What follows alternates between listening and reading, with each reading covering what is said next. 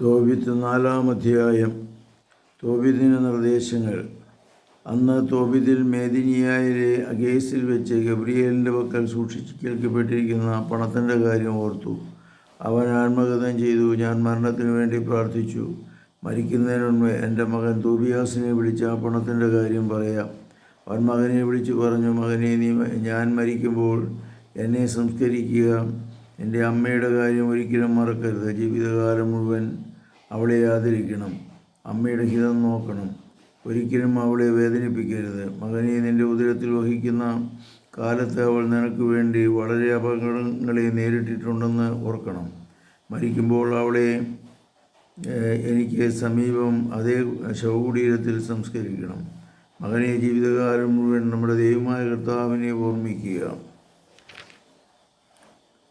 ഒരിക്കലും പാപം ചെയ്യുകയോ അവിടുത്തെ കൽപ്പനകൾ ലംഘിക്കുകയോ അരുത്. ജീവിതകാലം മുഴുവൻ നിൻ്റെ പ്രവൃത്തികൾ നീതിഷ്ഠമായിരിക്കട്ടെ. അനീതി പ്രവർത്തിക്കരുത്. നിൻ്റെ പ്രവൃത്തികൾ സത്യനിഷ്ഠമായിരുന്നാൽ എല്ലാ ചെയ്തികളിലും നിനക്ക് ഐശ്വര്യം വരും. നീതിനിഷ്ഠയോടെ ജീവിക്കുന്നവർക്ക് നിൻ്റെ സമ്പാദ്യത്തിൽ നിന്ന് ദാനം ചെയ്യുക. ദാനധർമ്മം ചെയ്യുന്നതിൽ മടി കാണിക്കരുത്. പാവപ്പെട്ടവനിൽ നിന്ന് മുഖം തിരിച്ചു കളയരുത്. അപ്പോൾ ദൈവം നിന്നിൽ നിന്ന് മുഖം തിരിക്കുകയില്ല. സമ്പത്തേറുമ്പോൾ അതനുസരിച്ച് ദാനം ചെയ്യുക. കുറച്ചേ ഉള്ളെങ്കിൽ അതനുസരിച്ച് ദാനം ചെയ്യുക. ഒരിക്കലും മടിക്കരുത്. ദരിദ്രകാലത്തേക്ക് ഒരു നല്ല സമ്പാദ്യം നേടിയെടുക്കുകയായിരിക്കും നീ അതുവഴി ചെയ്യുക. എന്തെന്നാൽ ദാനധർമ്മം മൃത്യുവിൽ നിന്ന് രക്ഷിക്കുകയും അന്ധകാരത്തിൽ പെടുന്നതിൽ നിന്ന് കാത്തുകൊള്ളുകയും ചെയ്യുന്നു. ദാനകർമ്മം അത്യുന്നതൻ്റെ സന്നിധിയിൽ വിശിഷ്ട കാഴ്ചയാണ്. എല്ലാത്തരം അധാർമികതയിൽ നിന്ന് നിന്നെ കാത്തുകൊള്ളുക. നിൻ്റെ പൂർവികരുടെ ഗോത്രത്തിൽ നിന്ന് മാത്രം ഭാര്യയെ സ്വീകരിക്കുക. അന്യജനതകളിൽ നിന്ന് വിവാഹം കഴിക്കരുത്. നാം പ്രവാചകന്മാരുടെ സന്തതികളാണ്. മകനെ, നമ്മുടെ പൂർവ്വപിതാക്കന്മാരായ നോഹ, അബ്രാഹാം, ഇസഹാക്ക്, യാക്കോബ് എന്നിവരെല്ലാം തങ്ങളുടെ ചാർച്ചക്കാരുടെ നിന്നാണ് ഭാര്യമാരെ തിരഞ്ഞെടുത്തിരുന്നത് എന്ന കാര്യം നീ അനുസ്മരിക്കണം. സന്താനങ്ങൾ വഴി അവർ അനുഗ്രഹീതരായി. അവരുടെ പിൻതലമുറ ദേശം കൈവശമാക്കും. അതിനാൽ മകനെ, നിൻ്റെ സഹോദരന്മാരെ സ്നേഹിക്കുക. നിൻ്റെ ചാർച്ചക്കാരിൽ നിന്ന്, നിൻ്റെ ജനത്തിൻ്റെ മക്കളിൽ നിന്ന് ഭാര്യയെ സ്വീകരിക്കാതെ അവരെ നിന്ദിക്കരുത്. അഹങ്കാരം നിരാശയും അരാജകത്വവും വരുത്തും. അലസത നാശത്തിനും പട്ടിണിക്കും നിദാനമാകുന്നു. കാരണം അലസതയാണ് ദാരിദ്ര്യത്തിൻ്റെ മാതാവ്. വില ചെയ്യുന്നവൻ്റെ കൂലി പിറ്റേ ദിവസത്തേക്ക് നീക്കിവെക്കരുത്. അതാത് ദിവസം തന്നെ കൊടുത്തു തീർക്കുക. ദൈവശുശ്രൂഷ ചെയ്താൽ പ്രതിഫലം ലഭിക്കും. മകനെ, എല്ലാ പ്രവൃത്തികളിലും ശ്രദ്ധാപൂർവം ചെയ്യുക. നിൻ്റെ പെരുമാറ്റം ചിട്ടയുള്ളതായിരിക്കണം. നിനക്ക് അഹിതമായത് ആരോടും ചെയ്യരുത്. അമിതമായി മദ്യപിക്കുകയും അരുത്.